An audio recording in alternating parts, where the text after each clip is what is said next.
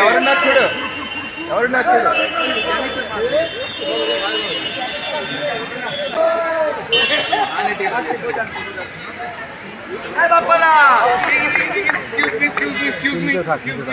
Excuse me.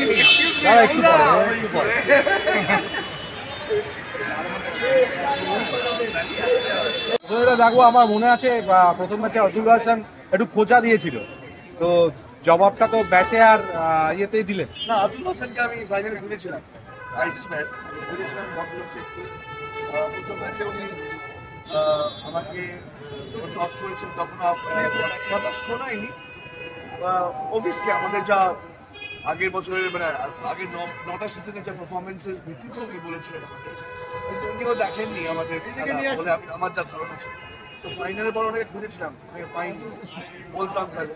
But anyway, that is not the main issue of the issue. What we have done is that 9 বছর পরে এক মানে usually কি হয়, team ধাপে ধাপে ওঠে, আমরা শুধু ফাইনালে গেছি এবং ফাইনালে জিতেছি 8 থেকে 1। রাইট। আর মানে কি হোয়াট মেড দ্য ডিফারেন্স, কি এবারে প্র্যাকটিস বেশি না আরো বেশি? আমাদের টিমের বন্ডিং খুব ভালো। আমরা যেটা এত বছর ছিল না, আমরা সব খাপছাড়া ভাবে থাকতাম। এর জন্য আমি আমার জুনিয়র টিম থেকে মানে সৌরভ লিড করেছে বলতে গেলে। সৌরভ দাস লাস্ট ইয়ার আমাদের সিসিএল 2023 শেষ হওয়ার পর বললো যে সবাই মিলে একসাথে খেলা উচিত, সারা বছর প্র্যাকটিস করা উচিত, সেটা সৌরভ দায়িত্ব নিয়ে করেছে। এবং আমার মনে হয় that is the only reason why we are here today. এবং সব থেকে বড় কথা হচ্ছে যে সম্মানের সাথে আমাদের একটা আলাদা ভালোবাসা ছিল, সিসিএলের প্রতি ভালোবাসা, কিন্তু ভালোবাসার সাথে রেসপেক্টও করতো। কিন্তু এই যে আলাদা একটা ভালো টিমের এগেনস্টে খেলা যে রেসপেক্ট, সেটাই বছর অর্জন করেছে। এবং এমন একটাও টিম নেই যারা ফাইনালে যায়নি বা যারা কোয়ালিফায়ার পৌঁছায়নি, সেই টিমরা ফোন করে আমাকে স্পেশালি কংগ্রাচুলেট করেছে যে দে কুডন্ট বিলিভ যে আজকে বেঙ্গল যে টিম ছিল লাস্ট সিজনে, সেই টিম আজকে এই 2024 সিজনে এসে এই জায়গায় পৌঁছাবে কেউ এক্সপেক্ট করে। ভীষণ ইমোশনাল দেখেছি তোমাকে ফাইনালে যখন উঠলে, তখনও কাঁদছিলে, একদিকে তুমি কাঁদছো, যারা কাঁদছে বাড়ির সবাই, এবং ফাইনাল জেতার পরে দেখলাম এবং কিচ্ছা সুযোগকে প্রণাম করে জড়িয়ে তখনও কাঁদছো। এই ইমোশনটা কি কোথাও এটাও যে এটা হয় টিমের মধ্যে, হয়তো অনেকে যারা অনেক দিন ধরে জড়িয়েছিল তারা হয়তো মনে করেছিল বাংলার হবে না, ইন্ডাস্ট্রির অনেকেও মনে করছে, যারা তোমাদের সেইটা কোথাও মানে যেহেতু তুমি একটা লেভেল অব্দি ক্রিকেট খেলেছো যে নেভার গিভ আপ, এই যে finally you have achieved that, সেটা কোথাও বেরিয়ে এসেছে। That is always there obviously. 9 বছরের 10 সিজন খেলছি, 9 বছর 9টা সিজন বলো, 12 বছর অ্যাকচুয়ালি, মাঝখানে 2 বছর হয়নি সিসি, এত বছরের একটা কি বলবো, এই বাংলা থেকে মানে আমাদের ইন্ডাস্ট্রিটা কেন যাস খেলতে, ওটা তো যাস, কেন যাস পার্টি করতে যাস, শরীর খেলতে যাস, অনেক শুনেছিলাম খেলে কি হবে। আজকে আই বিলিভ যে আজকে আমাদের টিম 8টা ভারতবর্ষের 8টা ফিল্ম ইন্ডাস্ট্রি থেকে দাঁড়িয়ে champion. I think it's a big ধোনির মতন সবাইকে এগিয়ে দিলে ওয়ার্ল্ড কাপ যারা সেভাবে এগিয়ে দিলে দেখলাম, সেটা গান কেমন ছিল? জুনিয়রদের ডাকলে আমি দেখলাম, তারপর ওরা আবার ডাকছে তোমাকে, তুমি সরে যাচ্ছ। I believe it's a team game and yes, আমি হয়তো এই ম্যাচের বনাম ওল্ডেস্টই বলে দিতে পারে আমার কোচ বাদ দিয়ে। আর আমাদের এই টিমে আমাদের প্রথম দিন থেকে যারা রয়েছে, আমি আছি, সৌগত আছে আর জয় আছে। জয় কোথায় রে? জয় চলে গেল। তো আমরা 3জন বাদ দিয়ে পুরো টিমটাই লাস্ট 4-5 বছর ধরে হয়তো আছে, তাও না বলে 4 বছর ধরে আছে, কিছু মানুষ 2 বছর ধরে আছে, কিছু প্লেয়ার।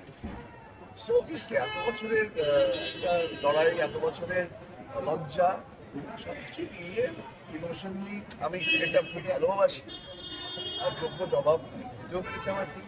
তো সেই জন্য আমার মনে হয়েছে যে ট্রফিটা তো জেতাটা লক্ষ্য ছিল, ট্রফিটা এদের প্রাপ্য বলে আমার। লাস্ট একবার সবাইকে একবার একটু জানতে যাবো প্রত্যেকে, অবভিয়াসলি জ্যামি রাহুল তো এক্সেপশনালি ওয়েল খেলেছে দুজনে, আমি পুরো খেলা দেখেছি। আর সবাই ভালো খেলেছে। ও চিৎকার, ও যেভাবে সাকিব সেলিমকে যেভাবে রাগিয়েছে সেটাও ইম্পর্টেন্ট, সারা ম্যাচ জুড়ে করছিল, কিন্তু সাকিব সেলিমকে যেভাবে আলটিমেটলি, যে কারণ ও খুব এগ্রেসিভ, সেটা পাল্টা দিয়েছে। তো সব মিলে তো প্রত্যেকে জানতে চাই আমাদের কেমন লাগছে ফাইনালি, আনন্দ কেউ প্রত্যেকে কেমন লাগছে? মানে আমার গলা শোনা যাবে না বোধ হয়, টানা 3 দিন খেলে এভরিওয়ান, আমরা সব রাত্রিবেলা যখন শুতে যাচ্ছিলাম তখন একটা মানে আমাদের নিজেদের কোনো সার ছিল না শরীরে, কিন্তু পরের দিন আবার সেই অথরিটি নিয়ে উঠতাম এবং তারপর আবার মাঠে গিয়ে মানে রকস্টার্সদের মতো খেলেছে everyone. This win is for everyone. এবং 1 বছর ধরে খেটেছে সবাই, গলাটা থেকে বুঝতেই পারছো কি চলেছিল। তো this was our war and we have won it. Rahul, কে কাঁদবে কে কাকে সামলাবে কেউ বুঝিনি। একটা টাইমে 25-30 জন আমরা সবাই কাঁদছি, সবাই সবাইকে জড়াচ্ছি, মানে কোনো ব্যাখ্যা নেই। আমরা কি করে ফেলেছি আমরা নিজেরাও প্রথম হয়তো 10-15 মিনিট বুঝতে পারিনি। আমরা যখন ফাইনালে উঠেছি, যিশুদার ক্যাচ উঠেছে, যিশুদা হাসছিল, মানে এটা একটা ড্রিম কাম ট্রু মোমেন্ট। বম্বের এগেইনস্ট ম্যাচ ছিল, লাস্টে ক্যাচ উঠেছিল, তার আগে ক্যাচ একটা মিস করেছিলাম, একদম লাইনে ছিলাম, আমার হাত থেকে বেরিয়ে গেছে। এবার লাস্টে যখন লাস্ট বলে 12 রান পাচ্ছি, বলটা আমি জানি, দেখছি বলটা উঠেছে, আমি সৌরভের দিকে উঠেছে, বলটা দেখছি, আমি সৌরভ থাকি না, হাসছি, আমরা ফাইনাল মানে আমরা সবাই ভেবেছি ফাইনালে, যেন ফার্স্ট ম্যাচ জেতার পর যিশুদা প্রচন্ড কেঁদেছিল জড়িয়ে ধরে, আমরা ভেবেছি ফাইনাল উঠেছি বা এরকম হচ্ছে যিশুদা কাঁদবে, কিন্তু আমরা যখন মুম্বাইকে হারিয়ে ফাইনালে উঠছি দেখছি যিশুদা ক্যাচের দিকে নেই, হাসছে, একা একা হাসছে। ওইটা একটা বলবো যে এই টিমের জন্য স্পেশালি ব্যাক টু ব্যাক 3 দিন এরকম একটা প্রেশার গেম খেলা, আমরা তো কেউ খেলোয়াড় যেরকম pressure game, first qualifier, second এলিমিনেটরে খেলে তারপরে ফাইনালে গিয়ে ফাইনাল জেতা, আই থিঙ্ক ইন্টারন্যাশনাল লেভেলের মধ্যে ব্যাক টু ব্যাক এরকম ম্যাচেস থাকা এবং সেটাকে একভাবে খেলা, এক ইন্টেন্সিটি খেলা, ওটা ভিডিও আমার মনে হয় এই খেলা ব্যাপারে মনে হয় এরপরে অ্যাকচুয়ালি 3-4 দিন রেস্ট নেওয়া উচিত।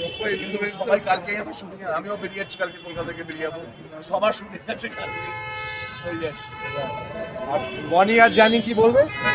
ওটা দরকার ছিল, মানে যিশুদার জন্য অ্যাটলিস্ট এই ট্রফিটা পাওয়া খুব দরকার ছিল। আর মানে সবথেকে বড় কথা ছিল চেঞ্জ লেগেছে, যে মাইন্ডসেট নিয়ে প্রত্যেকে খেলেছে, গ্রুম করেছে অনফিল্ড, ফাবুলাস ফাবুলাস। তো এই জন্যই হয়েছে আমাদের ডেফিনেটলি বড় সাপোর্টটা আমরা কোথায় কাজে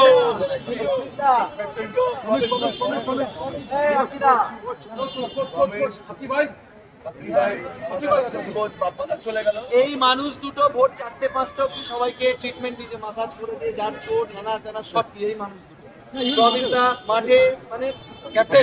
আমরা একটু রেকর্ড করেছি, আমরা 6 দিন মোটামুটি খেলে নিয়েছি, আজকে কি বাড়িতে একটুখানি খেলে নেবো, তাহলে 7 দিন টানা খেলা হয়ে যাবে।